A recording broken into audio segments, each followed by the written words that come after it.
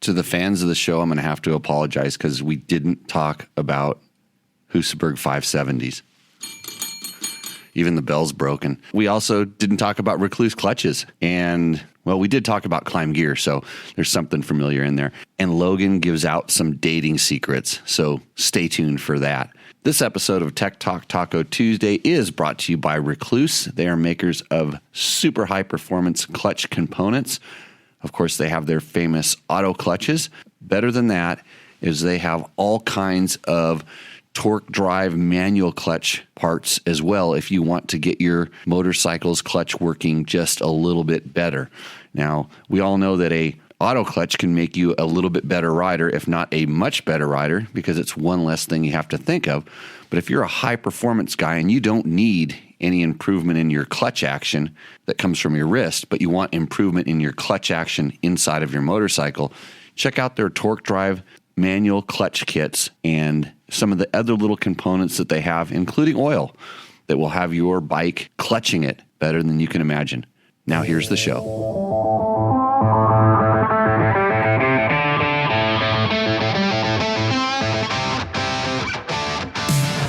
Live from PAHRUMP at 7:10. On the dot. On the dot. This is Tech Talk Taco Tuesday. This is the show where Jimmy Lewis generally talks about himself, but we also talk about motorcycle and motorcycle-related products. Remember, we were going Matt and I were going to talk about this. Remember why I recruited you as a co-host? Me? Yes. To talk when you're drinking. Okay, good. So why don't you do that? This show is brought to you by Honda and their new 2021 CRF 450R is designed to take you straight from the starting gate to Victory Circle.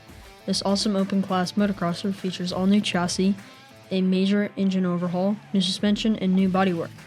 You can forget about clutch fade, adjustment, or hand fatigue with the new hydraulic clutch system. Lighter than ever, the CRF 450R explodes out of corners when it's time to increase your lead. So go down to your local dealer and check out the 2021 Honda CRF 450R.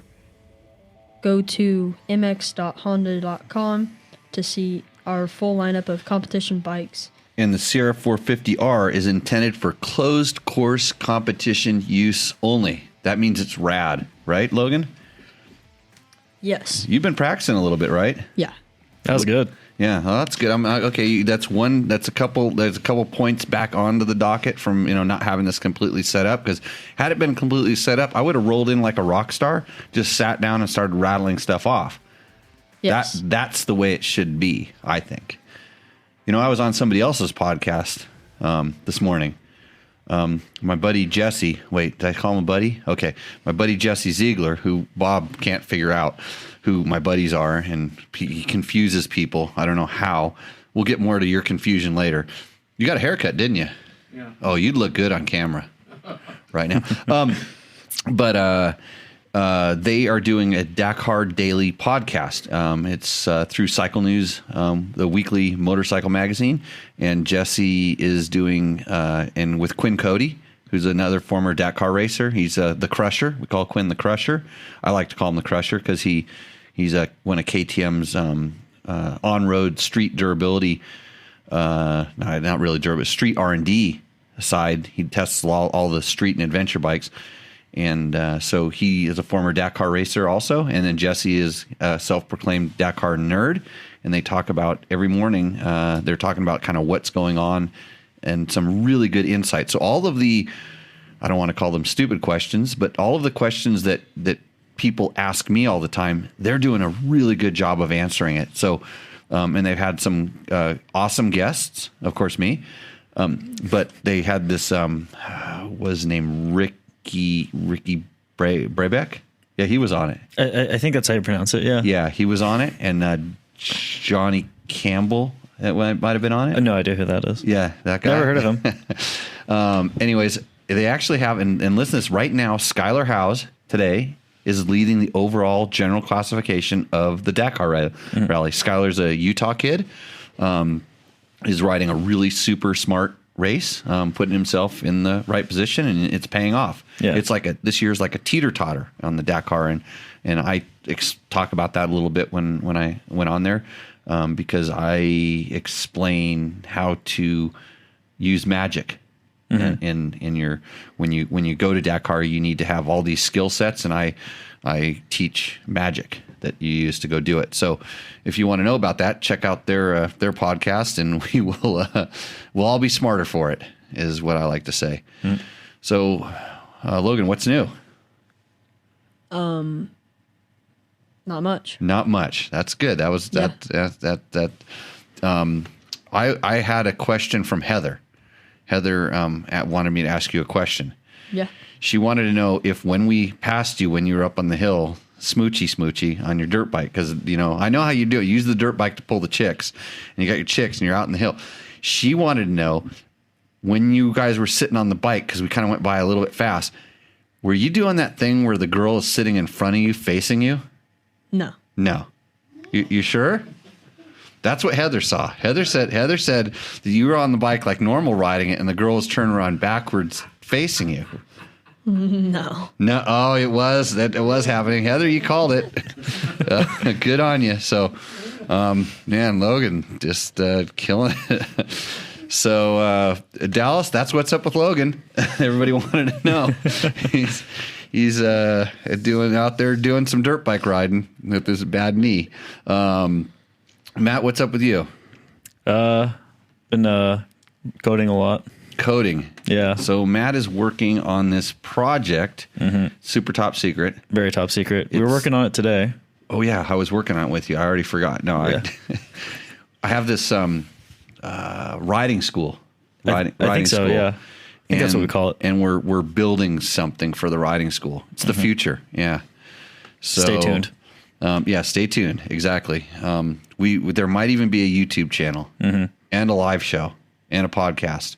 Something like that. It's all coming. Yeah. It's not this. It's different. Because somebody told me that this should be part of the school, but this is educational, but this is about, what's this show about? Dirt bikes and dirt bike related products. One of these days, it'll be just like clockwork.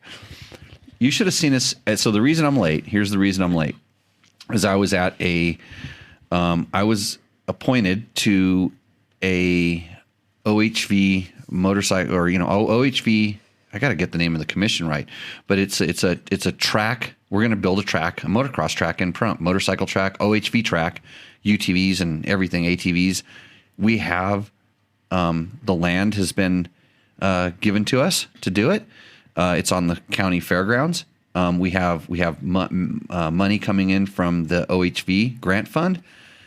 We have matching money from the county commission. It's almost $300,000. So we have a really good opportunity to build a facility that could be really, really, really, really nice. And I was lucky enough to get chosen to be on that committee, and I'm going to make sure that we do it for the kids, Logan. Yeah.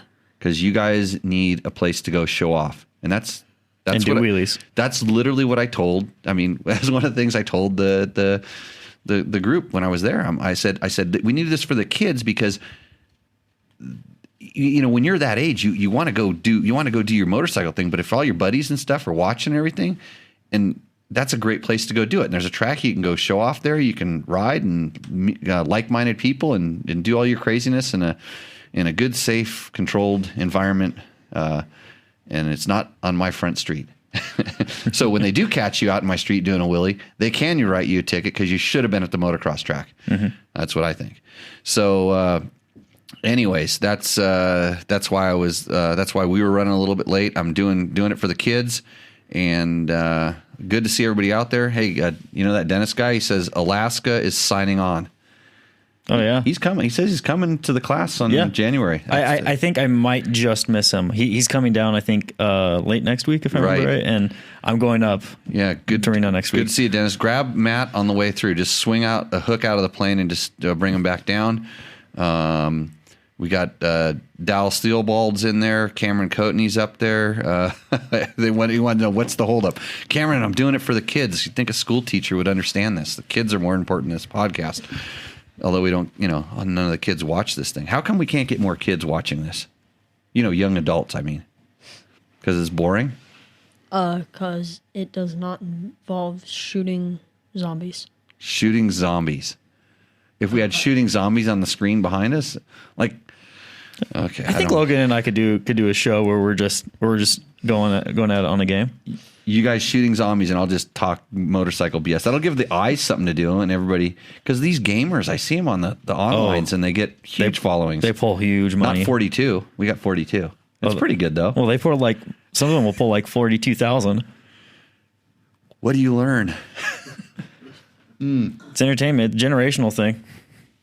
Yeah, me and Matt watched a YouTube video, and I just couldn't help but putting my finger on the screen and swiping. Just get to the point. But that was dirt bikes. I know, but it was bad advice, dirt bikes. It was. Stay tuned to our project. Stay tuned to the project. Kelly Fager says, sucks to hear about Shorty. What are your thoughts? I'm going to bed now, so I'll listen to this podcast if it ever gets uploaded. I think that's a slam at you, Logan. Yep. He did good last week. Logan slayed it last week. He was here early, got to work. Actually, I was running around doing other stuff. He came, asked the questions, got it knocked out, and good, high quality and good time. That's a win-win. So Kelly, Andrew Short, he was running up in the top 15, and because it was seesawing. It's crazy what's going on in that Dakar Rally, and he got water in the gas. He came to a fuel stop, and then all the fuel's provided by the organization, and he pulled up to one of the guys. There's a guy there with a barrel and a pump, and the guy filled his gas tanks up, and lo and behold, a few kilometers later, bike stops running. And interesting, Chris Reel sent me some good information that I'm going to talk about with this. Actually, I could probably go right into it. I don't know if there was another piece of paper. Is it on that one? I don't think it's on that one. There's another piece of paper sitting on top of the printer. That's so he sent me two really good bits of information. One was about water and it's not. Oh yeah, here, yeah, this is the first part. Yeah, he gives me for some real chemical basics, and that's his name. Gasoline is significantly less dense than water, and this accounts for the weight difference between a gallon of gasoline and a gallon of water. Gasoline will float on top of water, and that is why gasoline and water separates. And the water will, quote, pool or accumulate in containers. So temperature cycling also promotes the separation. In general, gasoline expands when warm and contracts when cold. This actually pushes the water out of suspension, and it accumulates at the bottom of the container. So if there was a little bit of contamination in the gas, and what happens is, so it's in the fuel drum, the water goes to the bottom, and Andrew, that's where it draws out of, and Andrew may have been the first guy to that guy because he was running up in the front. He was the first guy to go to that guy's fueling station, and that guy filled him up with gas, and Andrew got a bunch of water, and when he pumps it, it spills and it mixes and it spits and it stirs around, and then all it took was a little while for it to start settling down, and then it probably got into the fuel pumps. So Chris also continues, many fuel filters, specifically the ones used for fuel injection engines, will not flow water. So get this, fuel filters that don't flow water. I know this because we actually tested this thing called a Googletech filter, which is like a pre-filter, which, man, now I wish Andrew would have had. You're not supposed to get water in gas, but it'll actually, you pour gas with water in it, and it'll literally separate out all of the water. You pour gas through it, and it's like a sock that you're pouring gas through, and it'll literally suck all the water out. So you'll end up with a bag with a bunch of dirty water at the bottom after you pour like a couple gallons of gas through it. And so he's saying that there's filters like this that are around a lot of the OEM fuel filters. And he says this is a design feature that is intended to keep water from damaging the fuel pump. The damage is typically caused by the water not providing lubricity to the fuel pump, and in many cases, water will actually block the filter and the fuel injector. So just depends on the design, and especially in a high performance bike, those fuel injectors do not like other than gas going through them. So anyways, Chris continues, in some of my assignments we go to extreme measures to minimize the gasoline water contamination, and this requires significant diligence. Most of the time we use a mechanical countermeasure and do not have the fuel pickup on the absolute bottom of the tank. Or do we use the last bit of gas in a drum or a fuel can? So that's because the last bit of gas, it's heavier. It won't flow down there. But you got to imagine, like I said, when you're putting a barrel pump inside of a drum, it reaches down to the bottom. And if that gas had been contaminated, it'd be easy for it to suck it up. Andrew wasn't the only one affected. He was just the one that was catastrophically affected. And it's, like I'm literally pained because I saw how much work that guy put into preparing and going to Dakar, and how his race was going according to plan, which the past few years he's always had some problems in the beginning. Some of them just from, being new to this, and some of them from just, not understanding, but he studied and trained and practiced and did everything to put himself in a great position. And then this, and so this is Rally, and man, he's been holding his head up high. And I mean, literally I chatted with him a little bit, and it pissed me off. I mean, I got mad. I was mad because I know, it's like, gosh, it's not fair, but hey, so, anyhow, yeah, crazy. So yeah, I'm bummed. I wish that, I don't think it's any sort of, there's no theory or anything behind it. There was water in the gas, and he got the short end of the stick. There's Instagram photos and stuff that show how much water was in there. And I know from experience, because when we were out here training, one day he lost his gas cap on one of his rear tanks. And so we taped it all up, and he rode the rest of he rode a couple days because he didn't have the tank. Then he'd flown back home, and he had another cap because it was a special cap. He brought it back with him when he came back one of the other times to train. And instead of just throwing the cap back on, he tore that gas tank off, and we pulled the fuel pump out. And I stood around and watched. He did all this stuff on his own. Him and I think actually it was Eric Sideturner or Kendall, because they were out here too, and they all kind of worked on it. But Andrew knows how to work on that bike, and he's like, you think motocross supercross guy pampered. No, he did it all himself. He knew how to do it, and I guarantee you that, because I talked to him, and he was saying he was direct wiring the pumps and trying to get everything to work, and tried everything he could. And I think short of being able to get that gas, that water out of the tank successfully, he tried everything he possibly could have to get going again. And I don't know what support infrastructure Yamaha had. Do they have quote a fast support car, a car with parts in it, or at that point, I'm not even sure if he was aware if it was water. You just, I know what that's like. In fact, my BMW that I raced in Dakar had clip-on float bowls on the carburetors. We ran Bing carburetors because they had float bowls with a big metal clip, and it took 20 seconds to unclip it, dump it out, and clip it back on, because the gas we got in Africa was so bad sometimes. And there was a couple times where you take off out of a fuel stop, and 20 minutes of boop, boop, boop, boop, like that, and you just go clip it, dump it, pop it back on, and all of a sudden it's running good. So, we're in a modern era, and you just don't expect gas like that. But man, what a tough guy. The theory is they got Andrew confused with the hydrogen guy or something. No, I don't think so. Let's see. Anyways, thanks. You guys passed the last hour of work. Oh, I get you through work. That's good. Thanks. Also, let's see. Cameron Coatney, why are the leaders having trouble, leading Dakar? Navigation too difficult this year? Is that hindering the leaders much? Trail breakers too much? So, Cameron, for sure, listen to Jesse's podcast as they go into this in detail, but I'll give you the quick one, because I don't hate talking about racing, but we're talking about racing.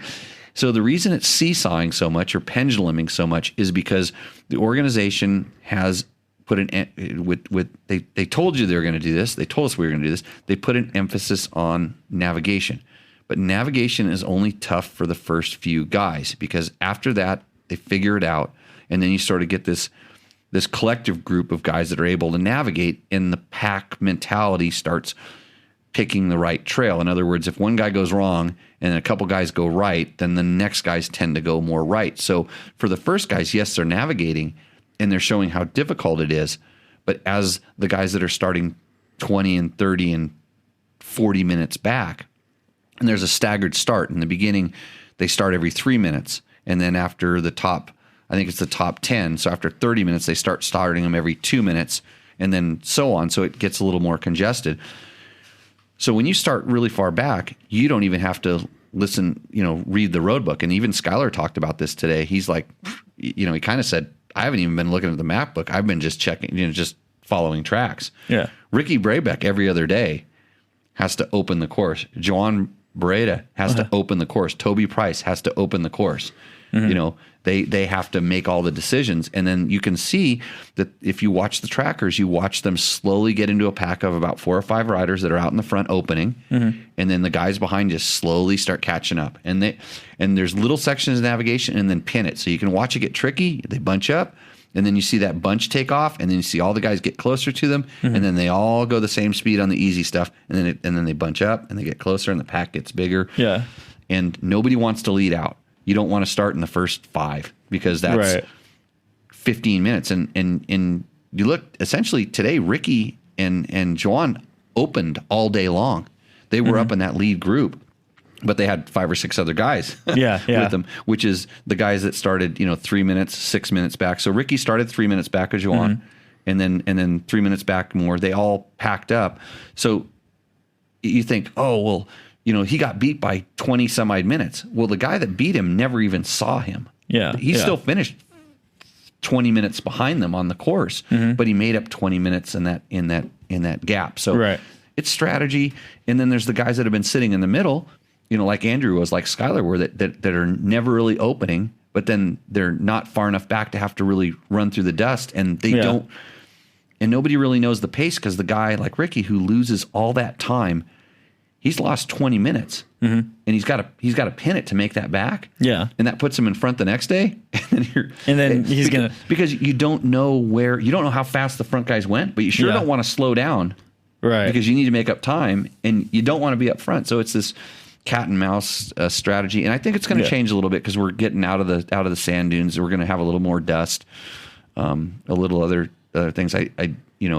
It's a long race, and I say it doesn't really. The real race doesn't start until the day after the rest day, and we'll start seeing. But that's kind of my thoughts on.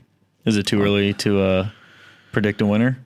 For me, yes. Okay. Yeah. I mean, there's just I'm absolutely surprised that a lot of guys haven't crashed out the quote rabbits or the hares. Right. Haven't taken off, and I think everybody's getting smarter. They have smart people working on their teams. It's obvious that the KTM decided that today was the day that they wanted to start from the back and move forward. They strategized their whole race from it. I think Ricky decided the other way. I want to be. In there, that's why they're teeter-tottering. And I don't know. I haven't really spoke to them about their strategy and stuff yet. But I also think, and I just know from that they also know that they're just maintaining right now. We're just trying to get to the point where we can really start racing because with the tire rule, the top riders only get 6 tires, which is a tire every other day. Yeah. With that and, strategizing between how the tires are going to work out and everybody just seeing how it is because all we are going on is basically what the organization told us. And they said navigation was going to be trickier, but we didn't know how because when you have a 400K stage, you have to get people to finish. And if it's tricky for 400Ks, right, nobody's going to finish. If we did 400Ks out here, it's 14 hours of navigating at our stuff. That's tricky navigation. So this has little sections of tricky with really high speed in between, and the bikes are on a speed limit too, which is also crazy. I think they're limited at 120 kilometers an hour. Oh, really? Yeah, I think I'm pretty sure. I'm not 100% sure on that, but I think there's a terminal speed limit that they have that they're not allowed to go over. So, again, I don't follow the exact specific rules, but I think I knew somebody said they had problems with speed limits today. So it's just you get out in these flats and then that's it. Yeah.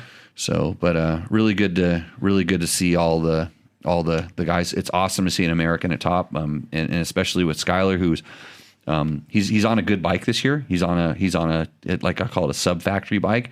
But he's over there kind of he's he's not making any money doing this. Yeah. I heard him when he talked on the thing, that he's sold everything to go again, and that's putting it out there. And I know Quinn used to do that, and these guys are they're living for the dream. I think I sold my soul. I didn't sell everything I had. I wasn't that desperate, but yeah, maybe my soul. So, anyways, let's see. Thanks for Rusty Nail got his Honda t-shirt. Yeah, good job. Glad it made it. It took a lot to get it out there. They ask if the PAHRUMP facility will have a flat track. It's like, I have a flat track in my backyard. I have the home track advantage, and I don't necessarily need to work on one there. Yeah. Be nice. Flat track's good for everybody. I thought they tried doing some flat track races out at the Speedway out here. I think they did. Yeah. So it's not that popular of a sport, only for just a select few, because it's kind of fun. Logan, you were going to say something? We also call the flat track Area 52. Area 52, that's right. Why Area 52? I don't know this. Actually, we changed it. It's Area 62. Wait, 52, 60. I don't remember. We came up because the address of the property was because it's, I don't know. I can't remember. Okay, first question. About the Husky 501. Thumbs down club. How does the engine compare to the KTM EXCF? Same? So he's asking about the Husky 501 versus the KTM EXC. So this is kind of in parallel, whether it's the 501. God, what do they call the? So it's not the FE. It's the it's the FE. What's the enduro? FEE is the so. I think it might just be FE. FE. So it's the KTM versus Husky. The 500cc, the EXC 500. How do they compare? In all honesty, I think the Husky and the EXC, because the EXC has the PDS suspension, a little different airbox boot. It feels like the Husky makes just a little bit more power, a little bit. I want to say it's a little bit smoother and just a little bit more power. But other than that, they're essentially the same. I think the air, that's how sensitive these bikes are. Is you change the airbox boot a little bit and they run a little bit different, and that's the only difference between those two bikes as far as the engine system. So, yeah. Less Death 69. Jimmy, is there a point in washing your dirt bike if it's only ridden in dry desert conditions? I don't lube my X-ring chain, so no crud collects on it. I'm falling to see the point in drowning my dirt bike just to remove the fine dust plant. So, Matt, you want to answer this question? What did I make you do yesterday? They made me rinse off bikes and do air filters. He didn't complain either, Logan. You know what he asked me? He said, how come Logan's not here doing this? That's like, we're just working down the pecking order, but Logan didn't go riding with us. Logan didn't get to enjoy brand new dirt bikes that got dirty filters, so Logan wasn't here to wash them. But, I mean, I'd like to see Logan here washing dirt bikes. See, I thought I had finally outgrown washing the bikes and maintaining the bikes. Picking on the young kid again, huh? It's like, lower class. Yeah. Wash it. Well, that's what I just did to you. So, I figured I owed you for the gas. So, and what was the one thing I told? I did mention you something about the washing. I said one thing. Remember? It was mostly about the KTM 500. Yeah, hit the forks. Wash the forks. I said wash the suspension, because the suspension is going away. It's going to Kreft, by the way. It went away in a big box today. Mm-hmm. We're going to come back and see what a lot of money does to stock KTM suspension. Mm-hmm. I'm really interested because these guys, like I said, they were nerds when I talked to them. They have really cool high tech components, and I'm really interested to see what that does, because they have some stuff that's pretty unique. So go to craftmoto.com. Yeah, check them out. They're actually coming on as supporters, and I want to be able to know about their stuff and be able to talk about it. But I'm so far impressed. I mean, they sent a really nice box. You just drop the suspension, these foam cutouts. It's like factory so far. Oh, really? I've just sent my suspension away and it's already factory. So it's a super good. They called up. The guy that I talked to is really knowledgeable and sent me the quote, told me this is what we're going to do. This is what it costs. The only thing I'm scared about, this is the only thing I'm scared about. We'll get back to the bike washing in a minute, is that the previous owner of that bike is not very good at revealing to me what may or may not have been done to those components. He's a known tinkerer, and he will tinker with stuff. And maybe, Bob, do you forget like what you do to things? Oh, absolutely. Absolutely. So it was Bob's bike, the one that I bought from him, and it had 200 and something hours on it. Yeah. I guess. Yeah. Allegedly. Yeah. That's what it said. Shock, he's claiming never been rebuilt, just a spring. I just changed springs. Oh, that's against my religion. That is so far deep into it should have been serviced. So, Well, you didn't tell me. I didn't. No, I didn't. It was you owned the bike until I got it. But do I tell you needed No, to? if you were going to buy it, you should have told me to service the shop. No. So the good thing is here's the good thing is that they will tear this apart, and that's going to stink up their whole shop. That's not good. So so because you should really service your suspension, I would say 50 hours on the long side. 50. Maybe you can get 70 or 100 if you're taking it easy. But I'm just going to say on the long side, 50 hours. It's like your engine oil. It's getting a lot of use in there. So they're going to open this thing up, and they're going to think it's going to clear the shop. Well, they're gonna go. This guy is like supposed to be evaluating our stuff, and he runs our stuff to this level of crap. And so, thanks, Bob. Thanks for increasing my. I did try to communicate to him, like, I just bought this bike. I went out and I rode it. I made some adjustments to bring it back to where I liked it with the stock stuff, and I was amazed at how. I want to say how well it worked for being that old, for having that much time on it.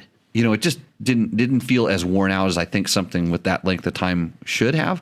But I'm sure inside, When I'm riding, the shock shaft moves very slowly. Yeah, just like you. Yeah, the shock moves very slowly, just like Bob.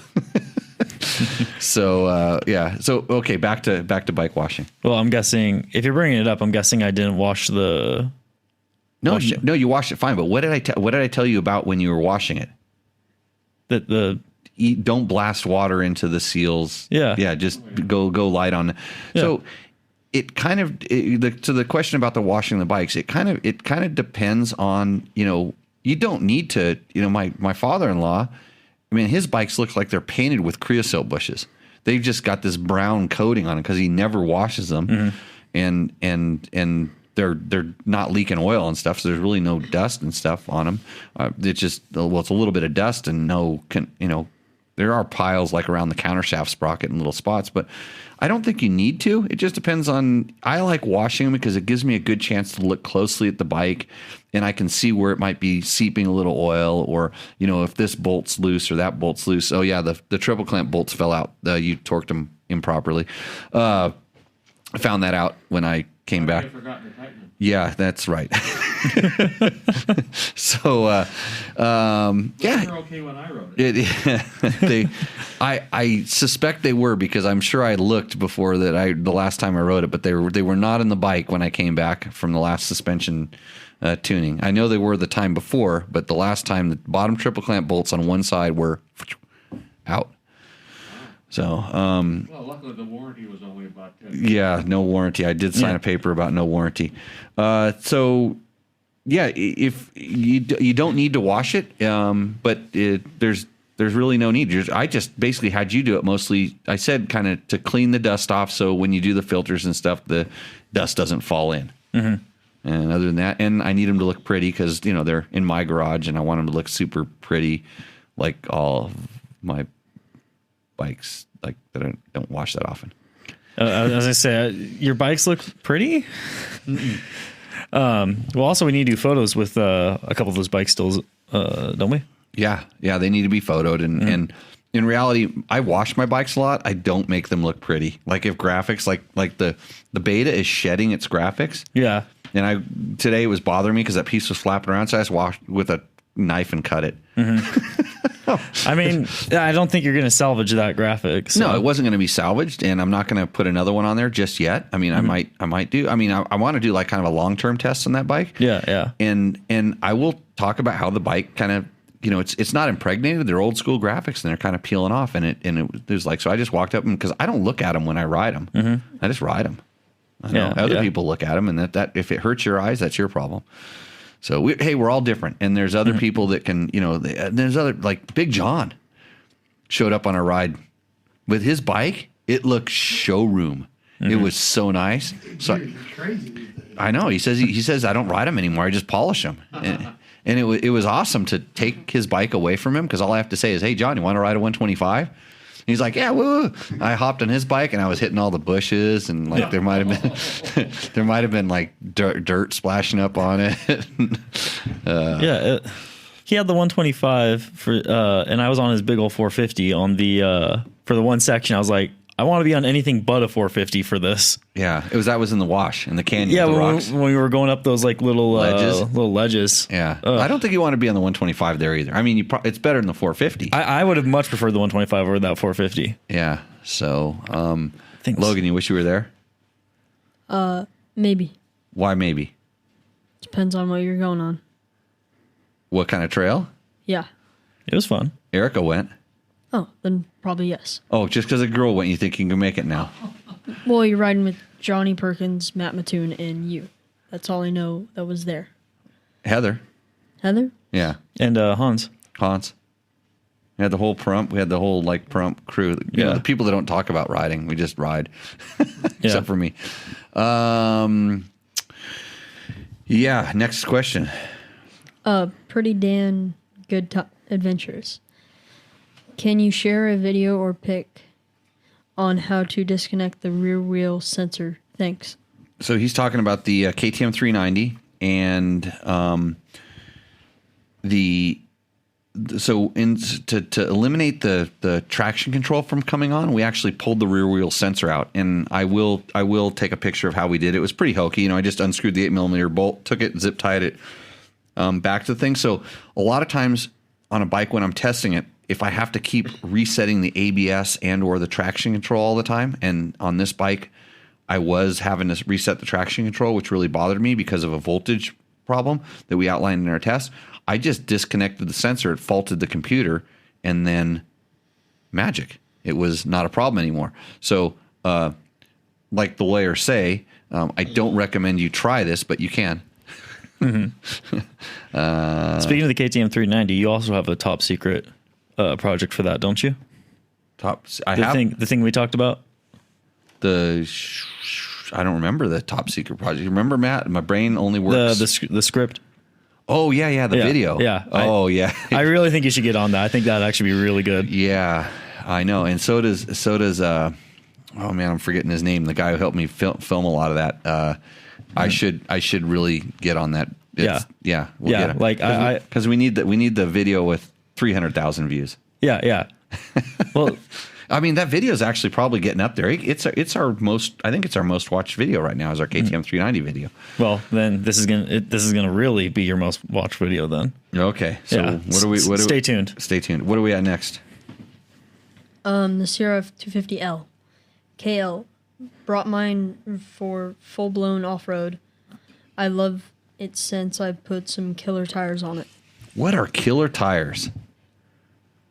Are they like the killer tires? Are they the tires with like the studs, ice studs? No, I think he just bought some good. He probably put Kendas on it. I'm thinking, right? Kenda gives us money, right? No, they support Jimmy Lewis off-road training. Close enough. Which is almost like money if you know how many tires I go through. Yeah, they're good tires. Yeah. I literally I think they are some of if not the best tires when you're on the brakes of any tires I've ridden, and especially the Parker DT, especially the front. and then also the equilibrium on the back for a trials tire. It's one of the few trials tires that actually has some braking performance, and it's not really trials. It's a kind of a hybrid, but I think I remember when you first were starting to get those trial hybrid tires. The equilibriums. Yeah. Those are, I like them because you can go 80 miles an hour and the knobs don't go flying off, and they work, they perform well. So it's a good tire.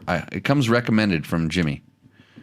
Take that for what it's worth. You're getting this information for free on the internet. So take that information for what it's worth, except I truly, honestly believe almost everything I say, and that included. Right. We got to talk about climb. We'll get that. There's climb in here someplace. Got to talk about Rekluse. I'm wearing a Rekluse hat. Yeah. Logan doesn't have a Rekluse shirt on, so I'm better than you. Right? You have a climb shirt on. That's a nice shirt. Those are the ones that everybody wants, Matt. Yeah. Well, I got this one 5 years ago. Why? Why? Oh, because there was this big meeting, and you went to a dirt bike test meeting. Yeah. I don't think I saw a lot of those guys again after that meeting, but no, some of them vaporized. Yeah. It's hard to not make money on something that you should make money on. That I don't know. I might vaporize too. Well, the ride day after the meeting was actually pretty fun. So that's the job. Yeah, that's half the job, a quarter of the job. Well, I had fun riding the 125, and that's the job. Yeah. But then you're sitting down and struggling riding a test. Not struggling, but it's work. Yeah. And we got to go shoot photos. Yeah. That will be, for one of us, it'll be work. You're sitting there looking like it's fun.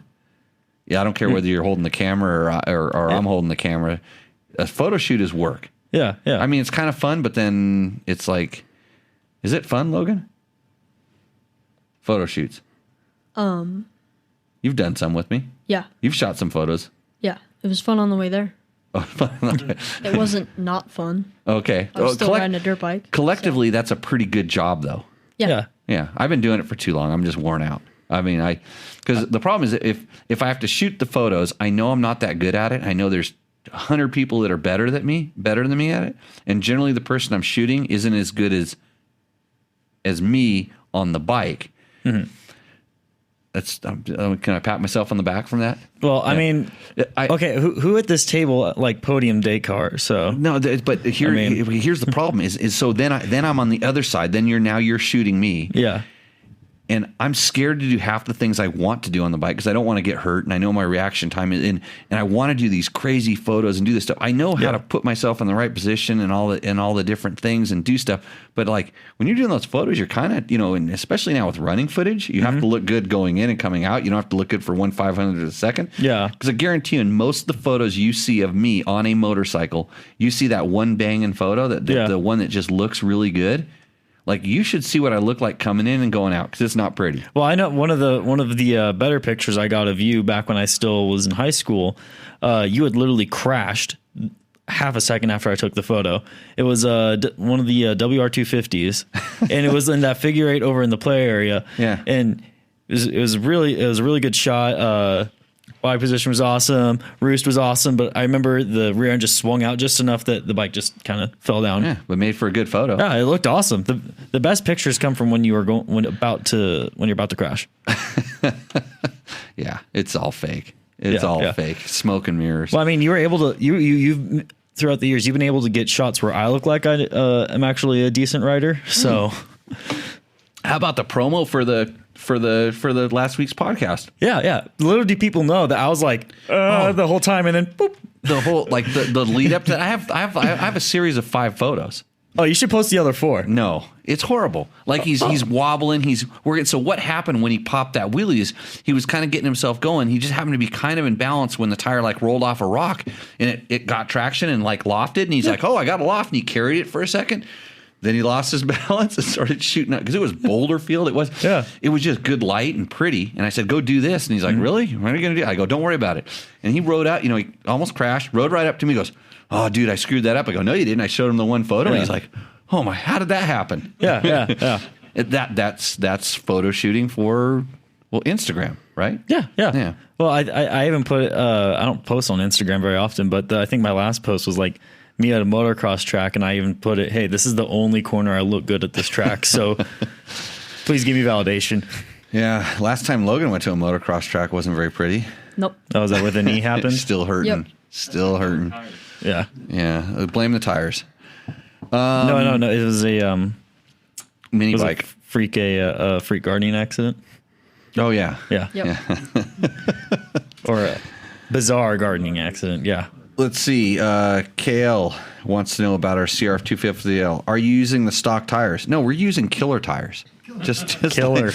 like KL is. No, KL. That's he did both those comments. Mm-hmm. Okay, Yes. So here's the funny thing. So 3 days ago he said bought mine for full blown off road since I love it since I put killer tires on it. But 6 days ago he commented, "Are you using stock tires there?" And the answer is no. No, we actually Berm Cannon Mark put some STI tires on it that definitely improved the performance because the stock tires are they're more for riding on the street. So what's next about the KTM 390? Stephen HS8821. Why do We all know that guy, right? Why do overweight bicyclists, especially in motorcyclists, care so much about the vehicle that they are riding than they could go on a 4-week diet and lose as much or more weight Bob. and be healthier? I have a 19-pound steel bike, one of the lightest steel bikes, and people will Console me. that too bad you are riding such a heavy bike, saying my bike weighs only 16 pounds. To which I answer, I weigh 140 pounds. So he's talking about our KTM 390, which is,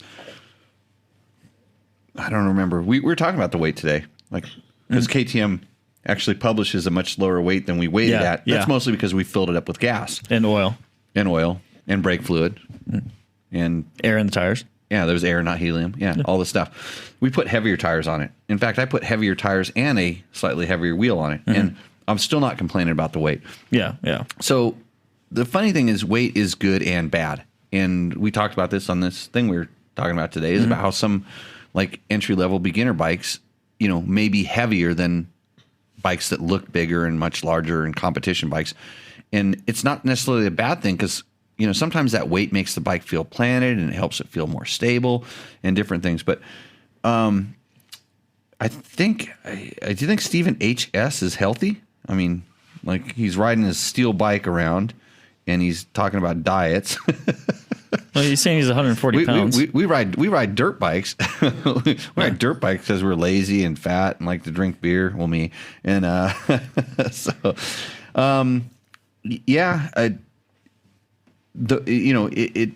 a matter of proportions at this point. And for sure, if you're if you want to drop 10 pounds, it's probably a lot easier to drop it off your body, most of us, than it is than take it off the motorcycle. But in the factor of how much a motorcycle weighs in compared to your body, I think it's a less of a deal. But I don't know about overweight bicyclists and motorcyclists. I think they're happy riding motorcycles, and that's cool. It'd be nice if they, who knows, just do it. Well, yeah, and you can get quite the workout if you know the right trails. Hey, you can get quite the workout just riding your motorcycle at all if you don't know how to do it right. Yeah. What does Keegan Rouse want to know? Just got mine. Thanks for letting me know exactly what I bought. Right. That's a sign of a good video, right? If we let them know exactly what they bought, because he's got his and now he agrees with us. So what is let's say that Mystic Sir? Sir. Great review. Actually, this is the best review I have ever seen. Real full detailed review of the 2020 KTM 390 Adventure. Thank you for a lot for that. Thank you for the opportunity to learn about this motorcycle. Now I'm thinking of buying it. Remember that board we were going to put up here? Check. Yeah. I don't know if anyone saw it in the video. KTM, yeah, you want to get back on the podcast? I was thinking, go ahead. Let me finish that. I am a newbie to adventuring. That's why you should consider the 2021 Honda CRF 300L Rally. I don't know. That's another good choice. You should watch the video that we don't have yet, but maybe we'll get one of those. Actually, Berm Cannon Mark is now touring around the world, which is to him Baja. He's touring around the world on that new 125. What's the mini trail? What's it called? I can't remember. My mom actually had a deposit on one. The new Honda 125, kind of like it's the Grom type thing? No, not the Grom thing. They're like a tribute to the Trail 90s, right? I would know this if they gave me a read to do about it. If I had a read about that bike, It's the Trail 90. Trail 90, but it's a 110. Okay. Trail 110. It looks just like a Trail. Yeah. So it's like a Trail 110. That's maybe you should get one of those at a beginner adventure rider. That's a great. Those kind of bikes are really cool to get people into this sport, because if you buy that and you go have a good time, it's kind of, for a real motorcycle guy, you'd have to have you and 6 of your buddies buy them and you go on these pack rides, kind of like what happened with the Groms. Yeah. People just took off and would go on those. But you do that a couple times and you're like, I need more. And now you're thinking, okay, CRF 250L, it's a stepping stone. Or, like most Americans, although he's from India, I think, he would probably want to get a 250 to 300 size vehicle. America, we would go, I want Africa Twin. I need 1100 cc's. Wait, I want a Gold Wing with knobbies. You would just go. You would just go from 125 to give me the top fuel dragster. I'm driving to work. So yeah, Honda bringing you the CRF 450R. Go ahead. Beta 300 questions. Rudolph Hessian? Hessian, yeah. You know what a Hessian is? No. You don't know what a Hessian is? He hasn't studied European history yet. No, we're not talking about European history. We're talking about like heavy metal. Yeah, you know what a Hessian is? Do you have Hessians at your school? No, see, because I immediately went like with what Bob was going with, Oh, yeah. Well, it's kind of like come on, Jimmy. Back when we were in school, long hair, fucking hard. Excuse my French. Hard rock, heavy metal. Yeah, Hessians. Yeah, they were like, yeah, that's what they were called. Huh? Headbangers. Yeah. But before headbangers, the Hessians were like more gnarly. They were into metal, super metal. Yeah. Mm-hmm. Yeah. Before there was Hair metal. rock and roll, there was the Hessians. Yeah. Well, yeah, but they all turned into like appreciation of certain type of music. Oh. Yeah, it's okay. It's history. Okay, Logan, what is Rudolph Hessian? Want to know? Sounds like Jimmy is transmitting from Dark Side of the Moon or a basement. So he's into rock, I guess. Dark Side of the Moon. That's Pink Floyd. That's like classic rock. That's like the greatest album of all time. Right. And he's talking about the Beta 300, and he's a Hessian, so I'm completely confused. Oh, wait, he's slamming for my sound quality. I still want somebody... Yeah, Logan just got the joke. Have you watched that video? The Beta 300? Yeah. Where I ride it through the trees? I watched, like the first 5 seconds. The stuff you threw 20 up on seconds. Facebook. There was clips of that on Facebook? Yeah, I'm pretty sure. Like me riding through the trees on the Beta 300? Yeah. And you only could watch like 10, 20, 15 seconds? And the sound just made you turn it off. It didn't look like a video game where if I would have been shooting zombies off the front of that Beta, would you have watched it longer? Sure. That would be okay. Objectively, that would be very entertaining. I'm making a Logan video for you. Don't worry. I'm going to shoot zombies off the next one. It might be my next my other episode on I've Got You in My Pocket. Do you follow me on Instagram? Yeah. Do you ever see I've Got You in My Pocket? Yeah. What does it look like? Say my crotch. Darkness. Darkness, yeah. But it sounds good. That sounds okay, right? Yeah. I got to figure this sound stuff out, man. I mean, the audio we got today sounded pretty good. Because I had someone that's like way smarter than me give me a couple tips on how to do it. But Matt was my cameraman audio engineer on the project today, and that's why the sound was good. You'll figure this stuff out. It's not that hard. I learned some of it. Next, what are we at next? K-Team 300. Okay. Brian Lampright. Yep. On my 2018 6 days, the clickers on the Explorer fork were completely useless. I ride a wide variety in Utah, from high-speed desert to 10,000 feet single track to occasional MX track days. Overall, the stock suspension was better than expected, but after a year, there were issues that couldn't be fixed with the clickers. So I had Kreft put their guts in the Explorer and revalve the PDS to my liking. Huge improvement, and the clickers finally do what they're meant to do. Love the spike. Man, Brian, I hope I have the same experience. That's what I'm looking for. I agree with you on the clickers. The KTM clickers WP clickers in general tend to work more on the forks specifically, tend to work more in what we call the mid-speed zone as opposed to the low-speed zone. I knew this from feel, and it's been backed up from different suspension experts that have run them on dynos and tested different things.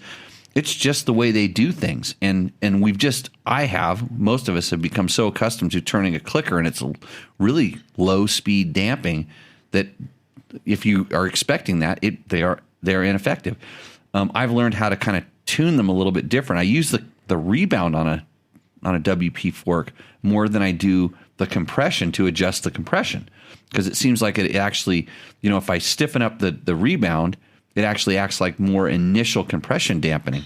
So, take it for what it's worth. It took a lot of time for me to kind of figure that out and play with it. But this is, so they're going to put it, I think they're going to try to, they have something called revalve control, which is mid-speed. They actually put a mid-speed control adjustment in there, and then they try to get the adjusters back to conventional by adding some adjusters onto the fork. So it'll be pretty cool to come back and play with it. And then I can kind of report back to you on how all that stuff really works. So, next. On show 88, Husky Hauler, I wear a Climb technical shirt and pants with Pyron armor. Is that the same stuff you were wearing when you crashed? I'm curious how well it protects compared to the plastic armor without having to test it myself. Okay, so I was wearing the Climb, I think they call it, I always get confused on the names of things, but I think it was the Climb tactical shirt, the Climb tactical undergarment, under whatever they call it. Oh, wait, no. The Climb tactical shirt is the one that's like that. It's like a really gnarly net. So no, I was wearing, we went through this last week. I need to get name brands better. I think it has D3O, and that's why he said Poron, which is another kind of type of armor. You're searching this, Logan? No. We need to get you a computer. Well, then you'd be behind the computer, be all, down low. We couldn't see you and stuff like that. But you could kind of do what George is supposed to be doing, answering all these questions. So George can tell me what kind of what shirt was I wearing? It's like trivia questions. What shirt was I wearing, and what protective padding did it have inside of it? Those would be good things to know, because my brain isn't functioning properly. It is, but it wasn't. I wasn't wearing the Climb tactical shirt. That's a great jersey, by the way. And when it gets warmer, that's what I start wearing almost all the time. Not so much for the armor, but just in case I hook it on branches and stuff, because it's literally, if you're the guy that comes with that shredded jersey on the elbows and the sleeves, those Climb jerseys are really, really good, because it's like the toughest. It's like wearing a jacket, but they're vented. and it's not like wearing a jacket in that essence. Jacket for protection without the jacket weight and bulkiness. So what's your favorite climb thing, Logan? Helmet. The helmet, the one that when you did your knee, you didn't get a concussion in. No. So you wish Climb made knee braces. Yeah. Right. Matt?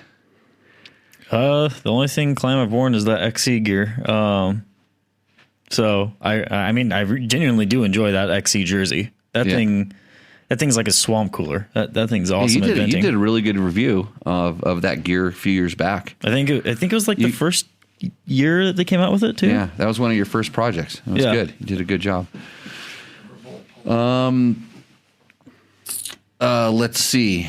Got some things people are still talking about. Andrew Short's, what would happen with the water. They wanted to know why he retired and stuff. And I guarantee you he exhausted every avenue he had to keep himself going, because you just look at his history. Like last year, he gave his wheel up. He was still doing well, and he gave his wheel up to one of his, kind of teammates. It was a, he gave a rock star wheel to a Red Bull guy, which was kind of an issue in the energy freak world. Mm-hmm. But in the team thing, that was the thing to do. Yeah. And I know Andrew. I know how much he likes riding. He wants to ride. He probably is more pissed that he's not getting to ride the rest of that race. Mm-hmm. And he would ride it as, quote, a water boy, for his team. Mm-hmm. And do that because he can be at that point when you're, quote, a water boy, like in a KTM.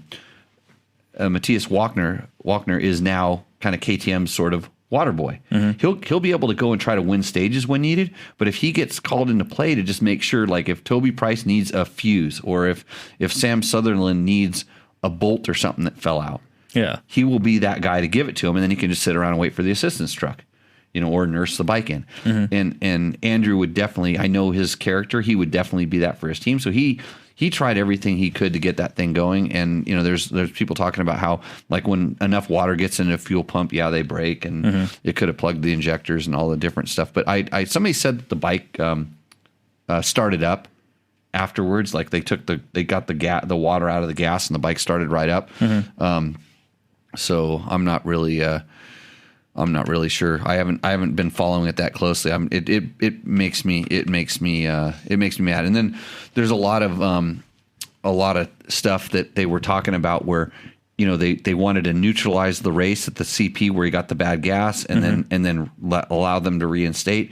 But it only happened to a few guys, and Andrew's the only catastrophic one, so they can't really alter the race because there was guys out there winging it. Trying to make time and stuff like that. You can't alter the race for just one. You kind of have to. Yeah, it's. I wouldn't. It's just a shitty situation. I wouldn't want to be in the organization in that. I'm sure. They're talking about a lot of different stuff. People are asking. So David Castera, who's the director of the Dakar, actually he beat me. He took the spot on the podium that I wanted to have in '97. Yeah. Oh, really? He's the guy that beat me there. I beat him in the. Here's Jimmy telling a Dakar story. So one thing, and I talked about this on Jesse's podcast. Mm-hmm. The one thing I loved is when they would start us all at once, like old classic desert race bomb run style. So we call it starting in a line, and they don't do this very often on Dakar. And the only stages I've ever won on Dakar, by the way, trivia fact, we've started in a line. You want to know why? Because someone that's faster than me can't necessarily beat me by following me. Mm-hmm. So it was the first guy to the finish line. I was very aware of that. So I would just manage myself and pace myself. And when I saw a chance to break away with either navigation or to save myself so I could do the sprint into the finish, I was able to do that. I was good at that. Mm. And so I could beat David Kester doing that. He was on a twin cylinder bike too, by the way. I was on a single cylinder. But when you start everybody in a line, and I wish they would do this because this would kind of, that teeter-tottering that's going on in the race, this would throw a pickle into that. You'd have to strategize about this, right. and then essentially you're going to have a bunch of guys. It's just like Tour de France. Come on, you're ASO. You run this race. You understand. You just make it so you can have a really good sprint into the finish, and you will get fireworks. Yeah, they say the race is boring leading up. everybody that watches Tour de France, they're watching the last 20 minutes. They're watching the jockeying and all that stuff. They don't want to know the 6 hours of suffering those guys went through. Yeah. Hoping that there's a crash in the peloton, or maybe there's a breakaway to get a king of the mountain or something like that. Yeah. Start them in a damn line, and then we can cut some of these strategies out, especially when you're in the sand dunes. So that's Jimmy. I'm Jimmy Lewis, and I approve of this message. So I would not want to be in that position at this point. Dallas Steelbold says, Jimmy, does the tire rule only apply to rear tires? That's what I'm aware of. Is yes, it's only rear tires, and they can take the tires off and put new mousses in them. So that's because the mousses will melt. So, Skylar, the t-shirt salesman. Yes, Skylar, that's how he's supporting his Dakar effort. And I guarantee you that him selling t-shirts is not even coming close to supporting him going over there. He sells bikes. He's like a used car salesman, hawking everything he can to get over there. And it's ashamed that someone at his level has to do that. It is and I know exactly where he's coming from. And I like Skylar. I like his commitment. I like his motivation and stuff. And I feel for him because I was in that same position. I luckily had the power of being at the world's largest motorcycle magazine to lobby into the ring. But still at that, it cost me $4,000 to go get fourth place at Dakar. It cost me that much when the guys who finished in front of me probably made $250,000, and the guy who finished behind me probably made $100,000. I got nothing. It cost me $4,000. But guess what? At that point, I said I deserve a factory ride. I felt like it, and I had a factory ride the next year, and I didn't go back. I said no. Put dollars next to that factory bike and entry and all that other stuff. Mm-hmm. Like at this point, I want to make this my job. I want to go back to win. I really do, and you can't do that. He's in a position. He's in a really tough position because there's riders that come with sponsors. They have, whether it's an energy drink sponsor or an oil company or an insurance company, that come in and they can buy the ride, and the rider doesn't care about that stuff. They've got enough money coming in from their sponsor to make this all work out. They're a marketable item. In the United States, it's hard. Like Skylar Howes will go back to St. George, Utah, and he will assimilate back into regular world. Ricky Brabeck came back into Hesperia life right after winning Dakar, and although his phone was kind of going off because people wanted him, he was still just regular Ricky Brabeck, out riding mountain bikes, out cruising around town, doing regular stuff. If you're Toby Price, I don't know how Australia works, but I know if you're Cyril Dupree and you go back to France, or you're Mark Coma and you go back to Spain, you're on the morning show, you're on the late night show, you're on tour doing press, and so it's a different culture, it's a different economy, and I feel for Skylar and for in that having to sell everything to live his dream to go do this, and it's so tough in his position to he doesn't get to train all year and these things and at the same time, there's ways that you can sacrifice on the other side to make stuff work, but it's a tricky dynamic. But buy a Skylar t-shirt if you're listening to this and you can afford the $20 or $40 or whatever the heck they are. Especially, I'd put the order in now, and if he wins this thing, is he leading right now? If he wins this thing, he should make a commemorative edition that nobody else can get for the guys that bought it early. Right. It makes something special for those people, and then when he goes and gets the factory ride, because if you win it, you will get a factory ride. I promise you. If he gets top 5, would he get a factory ride still? Nope. Really? I think he has to win. He could finish second and not get a factory ride. Really? Yeah. I finished fourth and not got a factory ride. Yeah. And I guarantee even second you'd have to somehow you have to come with a lot of money. And the problem is they also know if you went for free and got fifth, you'll go for free to get fourth or third or second. Yeah. Maybe even first. I almost wanted to go back, but I just knew once I got fourth, there was no second or third place. It was win. That was the only thing I wanted to do. Yeah. And this is the racer mentality. I wanted to go win.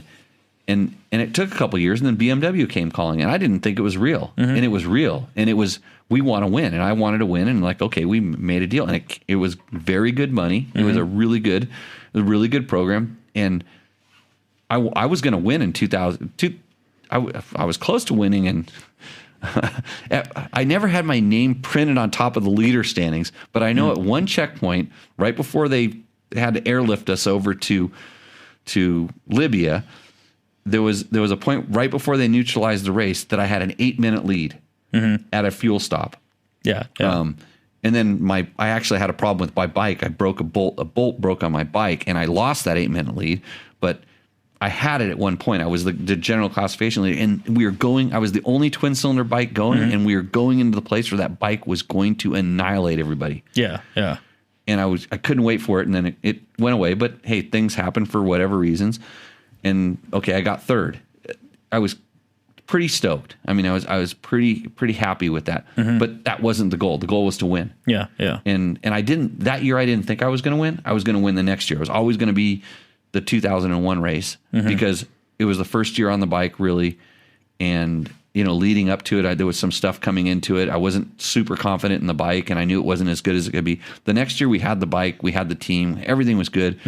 The race wasn't the right race, and then I crashed out before I even got a chance to prove all the stuff I just told you.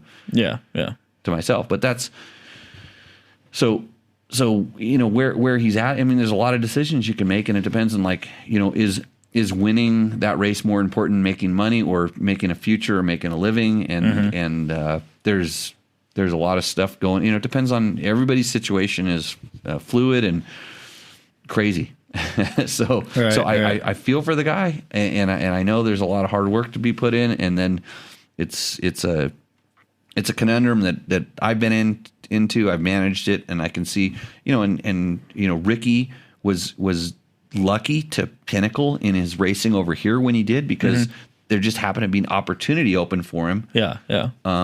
With Honda to go, and he proved himself enough at each step of the way to get to where he was, and worked hard every step of the way to get there. Andrew Short worked, if you look at Andrew's motocross history, how hard he worked to get to where he was in motocross, and you think, he just slipped into this. Now, he put work in a long time ago at other things to be able to kind of slide into this ride that people dream of. Yeah. And it wasn't like he slid in there and said, "Oh yeah, I've made it," and he just like cruising. That guy's working harder than anybody else to get there. So it's correct me if I'm wrong. Didn't he show up to a Supercross race on a stock Honda at one point? Or I don't.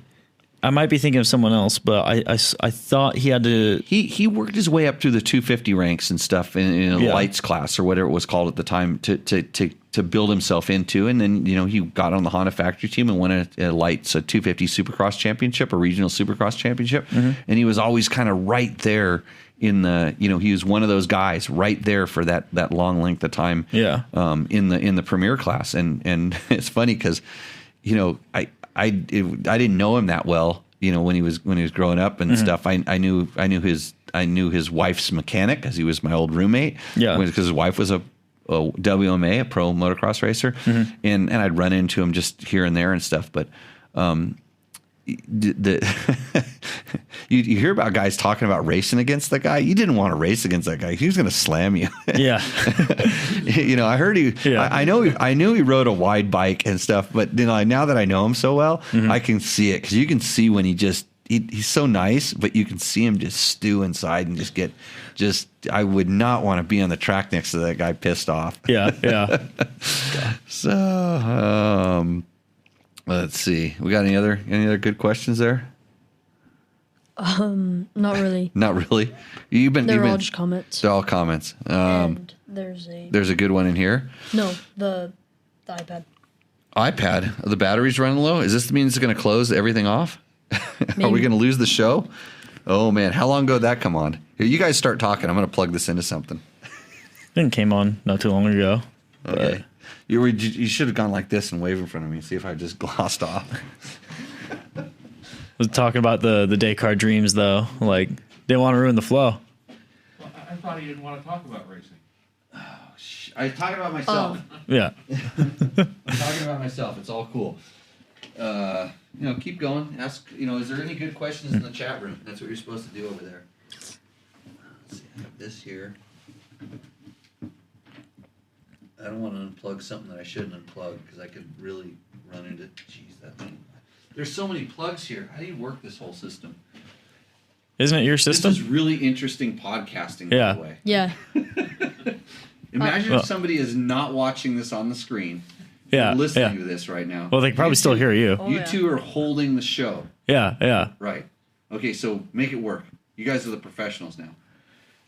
It's called a learning moment, George would say. Well, we could do a drop for the 450. And start Throwing explaining things at it him? out in detail. Man, I don't know how I'm going to make it reach that thing. I guess I'll just bring it over here. I'll just draw. I don't Yeah. need to look at that thing. I hardly look at it anymore.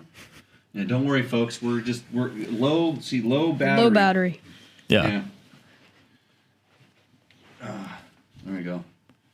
Plug in. Is it going? We're pretty used to this stuff Yeah. after a year of remote working with the random people on Zoom conferences feeding their dogs. That's what you should do. You should bring your dog, Logan, and feed your dog live on the show. Make it more interesting. Wait, yep. What's your dog's name? Rocky. Rocky? What Yeah. breed? Mutt. A mutt? 100% bred mutt. Is it? Does he have like a? I don't know. Is he like the? I don't know, like not the dangly, but like it's like scruffy kind of fur mutt, or is he Kind like? of. Well, kind- he's kind of smaller. Like Kinda small. smaller? Yeah. Okay. Okay, so we need to figure out how to make this better if I have to go fix something. It's because somebody's going to leave this show to go eat burritos. Who has burritos? Let's see. Do they have enough for two? So Troy Hicks says the tacos at Skylar's Benefits were tasty, and I tipped his fund $10 a taco. Okay, that is like. So he talked a little bit about that. So he's been on the Dakar Daily podcast talking about some of the ways he raised money and everything like that, and that's pretty good. Let's see. I'm looking for a used KTM model 500. Is there a year to avoid? So Chuck Fall wants to know that. Yeah, avoid every single one of them, and if you find a good deal, send it to me. Send it to me, and I'll verify whether it's a good deal or not. I'm in the same boat. I hope something didn't break there. No, I think it's all good. I think it just Let's see. it's just fell dangling. off. And then, he had coffee too. So he had some raffle tickets and coffee. We're in a different era, and times are different. When I went to 6 days the first time, I changed tires. Yeah. To basically get money, and then I found this sucker named Bob, who donated a hefty sum to my. Jimmy wants to go to the ISD account, and I still appreciate that, Bob. Yeah. Or was that to send Chase? No, you did. No. Oh, yeah. No, that's okay. No, 1 year, one of the early years before I was on KTM, you donated a pretty good amount to me. And then another year you paid for me to have a mechanic go, which is kind of strange because at 6 days you can't have a mechanic. But Bob knew I needed someone to look after me, or he wanted to sponsor Dave's. I know a bad investment when I see one. Yeah, he wanted to sponsor Dave Chase going to God, where did Dave go? Australia. Yeah. Well, that was on the KX 125. That was an expensive trip. Yeah. Oh yeah, I sold my KX 125, and then the guy stiffed me at the last minute. Really? Oh yeah, because I brought one over in a box. In luggage, we carried a motorcycle onto the plane, literally, and. So we had a guy all arranged to buy it, and he knew that we carried on. He knew we couldn't take it back out. He knew there was no way that because he stalled, and he knew it was illegal. And he's like, I can't buy this. It's illegal because its bike isn't imported. And he screwed us.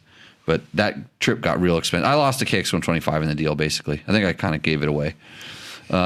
Brutal. What year was that? 1992. Okay. Let's see. So somebody paid with a gun to send to Skylar the thing. John Perkins sent. Let's see. Anyone on here with bike? What does John Perkins say? A fence. No. Heather's answering a lot of questions. Heather's on the show. She I hope she heard the answer to the question, Logan, about how to ride with your girlfriend. Oh, yeah. Yeah. The Victor's there. He's live from Mexico. The Peanut Gallery. Let's see. Curly says, I haven't touched my shock and I've got almost 200 hours on it. Don't judge me. You don't know my life. It's still going to stink to be open. Yeah. George says, get the Honda Trail 125 for testing and Mojave Bob, and I will ride it across country. He'll write about it. Do you agree on that? And Bob's just, we made him be quiet. We asked him a question. He was quiet. Victor says he'll ride it down to Michoacan, which is, it's in Mexico. Let's see. It's way down there. So it is the Honda Trail 125. So we're getting through the thing here. Top DBT YouTube videos. It's the KTM 390 at 168,000 views. So we're almost as good as those other bald guys on the internet. Yeah. Let's see.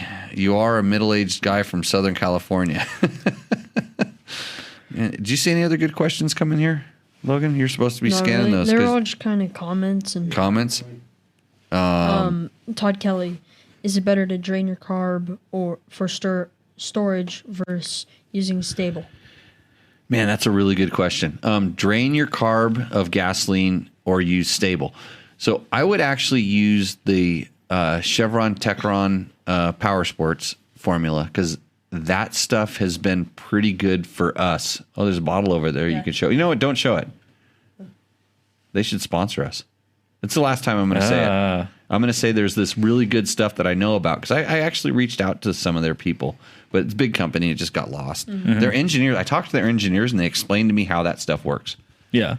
And why it works a little bit different and how it's different from some of the other ones. And it really, it made sense. Mm-hmm. And my experience is that it also works. I don't like draining the carburetors out because they dry out. And it seems like whatever that bad stuff is that's in there tends to rot there's lubricity in some of the gasoline that stays in there, and it keeps the O-rings a little bit conditioned more so than the dryness rots them out. And When you drain it, the carburetor parts are now exposed to air and the ethanols that was in the fuel lines and stuff, and so it starts corroding the carburetor. So that's why they drain the gas out and they fill it up with Stoddard solvent for long-term storage, the whole motor, everything. Right. And Carl Fick is replying to the question about the KTMs. He says, avoid all 17 KTM and Husky 500, 501 FEs. Yeah, if you see any of those, please send them to me so I can vet the owner and make sure that he's trying to scam you. There's no reason why I would buy it out from underneath you because I'm that guy. Yeah, he knows. I thought you were switching your fleet up with Hondas. Oh, yeah. I fuel injected ones, only fuel injected ones. Yeah. So if you know a really good deal on a fuel injected, Big John should sell me his bike. He's no. I need more of the bikes that I have more. I have lots of parts for the KTMs. Not that many, but I don't need that many. Actually, you don't need hardly any. So actually, new bikes at all, you don't need many. So I have some old Sierra 450Xs if you want to buy them. KTM, old RFS KTMs. It's pretty good. So, wow, did we blast through another show, Logan? Yeah. We did it. Mm-hmm. What time are you going to be here tomorrow? They seem to be pretty stoked that you got it up on time. I didn't look at the comments, but actually, we got a lot of comments right after you put that up on the show. We got them right away, but we didn't get the usual comments from all your girlfriends because now they know you're taken. I'm serious. Like, you remember how we got all those ones with the legs, Yeah. the legs spread and the big old lips and all that stuff. And it was from a name that was kind of hard to pronounce, but it was like Jenny Smith or something. Yeah, we don't get those anymore. I'm not sure why. It's changing up. So, okay. Anybody else have any other questions that we can answer, Matt? Actually, so you brought up the RSF KTMs. RFS. Yeah, RFS. That's the older ones. Yeah, I always get those mixed up. Do you still like recommend those as like good used bikes, or are they just starting to get a little too old?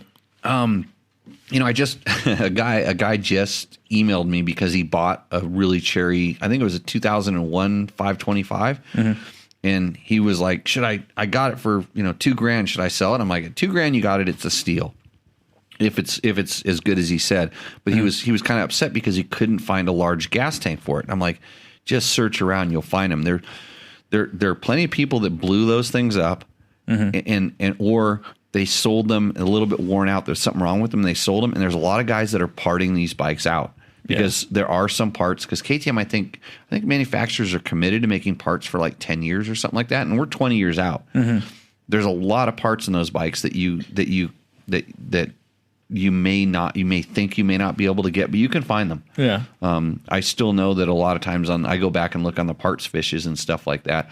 But any of the high wear stuff that you're really going to use, if the manufacturer doesn't take care of it, the aftermarket will, because they're out there and they pay attention to how many they're selling of things. I guarantee you can find the stuff that you need to keep one of those things running for a long time. And in reality, that's not why I'm selling them. I'm selling them because I'm trying to get rid of carburetors. Yeah. You want fuel injection. I would rather just kind of have fuel injection problems that I haven't had too many of. Although if you read the internet, if you get a fuel injected bike, it's only going to run for 1 year and then it's going to stop running. So that's why you should sell it to me.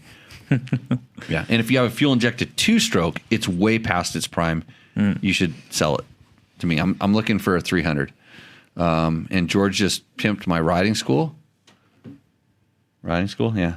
Yep. You gonna work for me this year, Logan, or are you quitting? Well, I'm trying to work for you. Trying to work for me. Okay. Yeah. Next sold out class is when? You have it on your calendar? January 14th. I think 15th and 16th, but it's close enough. Yeah, good. It's on your list. You're gonna hobble around. You know what? I'll bet you if you talk to Nate Nice, he'd let you drive the truck. You could drive the truck, and he'll sit there, and then when you get caught, he'll act like your senile old grandpa. I promise you, the sheriff will let you go, and your dad won't know anything about it because it'd be kind of cool. Well, you were gonna drive the truck for me last class too. Yeah. Yeah. Did you know about that? Yeah. Yeah. Oh, yeah. I'll make him drive dirt the whole way. It's Logan and Nate together. Yeah. I've actually been very lucky in all my years of being associated with the riding school. I've never been in the truck with Nate driving. But you've heard it drive. I have heard it drive. Sounds like kind of like a trophy truck. Yeah. and I've seen it coming and I've seen it going. Yeah, not his gas, not his truck. Guy that used to race dirt bikes. Crazy Nate is his name. Yeah. Good. Yeah, good times. Yeah. Okay, did we blast through all the comments and concerns and questions? There's a couple in the chat room. Okay, you get a start. Actually, do this read right now, and I gotta go find that thing about because I have some really good information that Chris Riedel gave me about the new 2-stroke or red sticker, essentially red sticker, green sticker, 2-stroke regulations. So I got a really good question. Somebody asked me, I think it was on Facebook, about. They said, "Hey, I have a no." They said, "Why can't they make the 2-strokes legal? Why can't for emissions and stuff?" Because we all know that when they're warmed up and they're running properly, they're actually pretty clean. They're not that dirty. Yeah. It's because of startup. When you start them up, they're dirty, quote, dirty when they start up. They there's a lot of hydrocarbons and other stuff in it, and they can't pass. There's a way to do it. I know about this technology. I know what it's heavy and it's expensive, and at this point you might as well just have a 4-stroke, but because they can make the 4-stroke start up clean. That's just part of the deal. So that's the thing. So talk about our sponsor, Honda. It's up on the board. Yeah. Honda's new 2021 Sierra 450R is designed to take you straight from the starting gate to Victory Circle. This awesome open-class motocrosser features all-new chassis, a major engine overhaul, new suspension, and new bodywork. And you can forget about clutch fade, adjustment, or hand fatigue with the new hydraulic clutch system. Lighter than ever, the Sierra 450R explodes out of corners when it's time to increase your lead. So Get down to your local dealer and check out the 2021 Honda CRF 450R. Go to mxhonda.com to see our full lineup of competition bikes. And the CRF 450R is for? Closed course operation only. Right. Okay, so this is from the California Air Resources Board. All of our, it's if you're in California, you have to deal with this stuff. But the reason I bring this up on a show that's, so worldwide spread, nationally acclaimed, is because what these bureaucrats do is it spreads. It spreads because they're doing it. It's like feeding the children, which I think is good, and don't club baby harp seals, which I think is good. And those are good things. So they're doing the same kind of work here. And this is the sort of the questions the questions that we're being asked or asking. So it's, can I still ride my red sticker vehicle recreationally? And so the answer is yes. Owners of red sticker vehicles, and so a red sticker is, quote, non-emissions compliant. It's a competition bike. You can still use them on public lands through 2024, subject to the same seasonal restrictions that have been in place for many years. On January 1st, 2025, the seasonal riding restrictions will end, and red sticker vehicles that are model year 2021 or prior, so this year or older, can be operated year-round on public lands statewide, just like green sticker vehicles. That's a good thing. Yeah, so there's no more seasonal restrictions. When the red sticker season riding restrictions end in 2025, will I receive a green registration sticker for my off-road vehicle? You will not automatically receive a new registration sticker on January 1st, 2025. Instead, you must renew your registration upon a normal timeline every 2 years. You will then get a valid OHV registration sticker in the color of their choosing, which means they don't have a color anymore. Your vehicle will have the same year-round access to OHV riding in areas after the January 1st, 2025, regardless of the color of your sticker. So it's grandfathering in all older bikes to be able to be ridden all year long. Can I sell my red sticker vehicle? Yes, you can still sell it. Will the new regulations lower the resale value of my red sticker vehicle? Probably not. They make a lot of backstepping here to make sure that they can't be held responsible for that. It says there is no reason to expect that the resale values for these vehicles will decrease. That's true. Can I still buy a new red sticker vehicle? New red sticker vehicles can be sold in California through model year 2021. Beginning with model year 2022, no new red sticker vehicles will be sold in California. All model year 2022 and later OHVs must either meet applicable emission standards or must be race vehicles used exclusively for competition off a public highway. So it means they're not going to give you, for a competition vehicle, you're not going to get a, quote, sticker of any type to use it off. So there's a whole bunch of other things, and they say, will I still be able to buy the model I want, which means if I want a competition vehicle. And it says the regulation was designed to provide manufacturers with the flexibility to certify a wide range of OHRV, off-highway recreational vehicles, to meet applicable emission standards, including high-performance models that have historically been sold as red sticker vehicles. Starting in 2020, we expect to see an increase in the number of green sticker models available in California dealerships. Well, that didn't necessarily happen. The reason is because they kept changing the regulation, and it was difficult. Like Yamaha, their WRs went from green sticker to red sticker because it didn't have the evaporative stuff it needed. So this trend should continue in subsequent years as manufacturers develop and clarify and certify even more emissions compliant vehicles. California's emission standards for off-highway vehicles in model year 2022 and beyond are closely aligned with federal standards. So the range of models available in California should be identical to what is available in other 49 states today. That's the one you other states need to pay attention to, including us in Nevada. Because, like I said, it spreads. The stuff that happens could affect what we're going to be able to get. Because you think about it, the manufacturers sell a bulk of their vehicles in California. And if they can't sell a bulk of them someplace, they have to sell them someplace else. They have to make ends meet by selling them everywhere.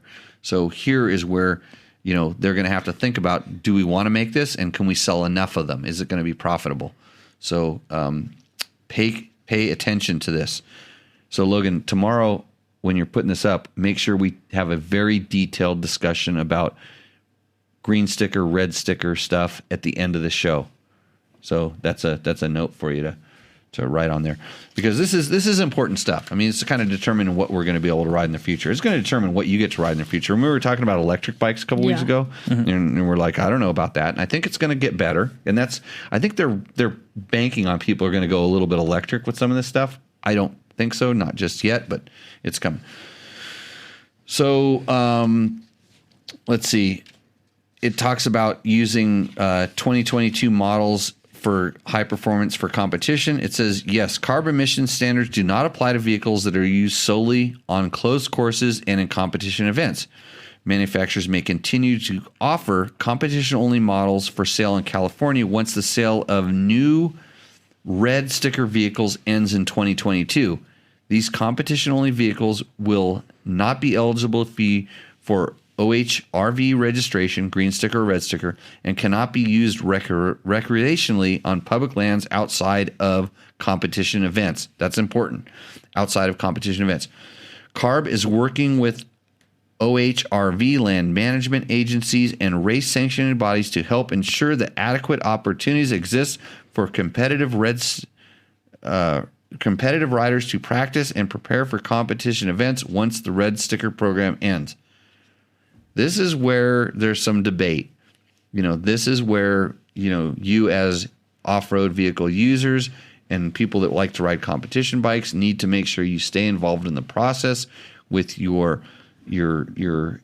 groups and things to make sure that you don't lose the ability to be able to use your bike.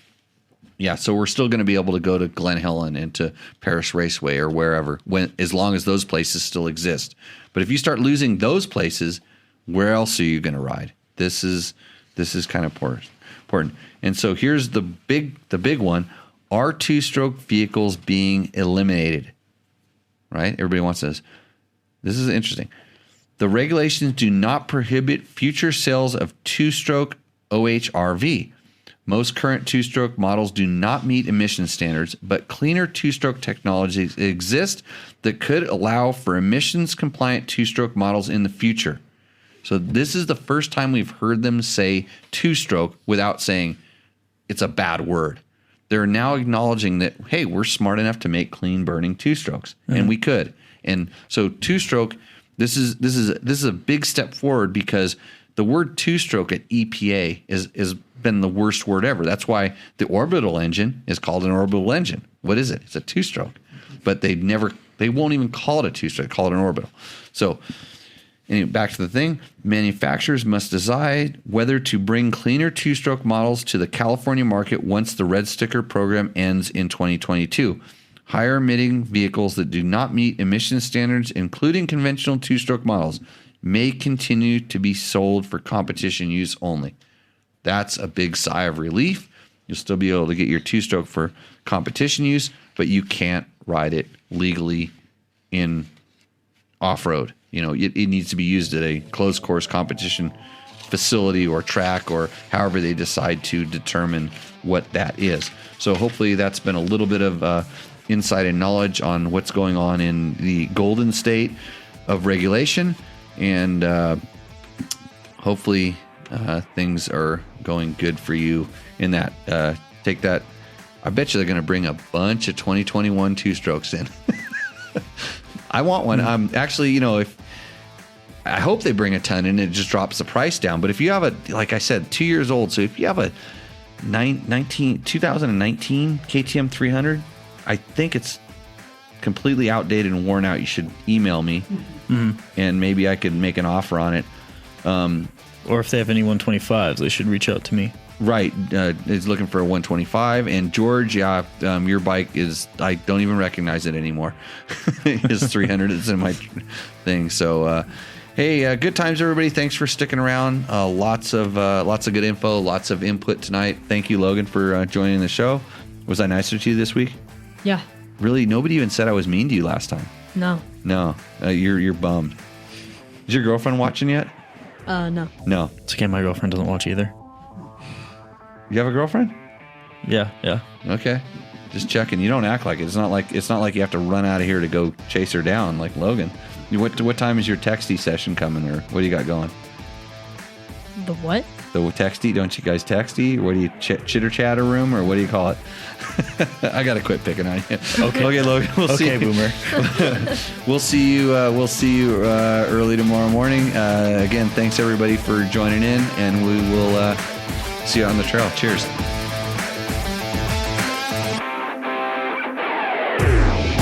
Hey, Jimmy, why would anybody want a left-hand rear brake?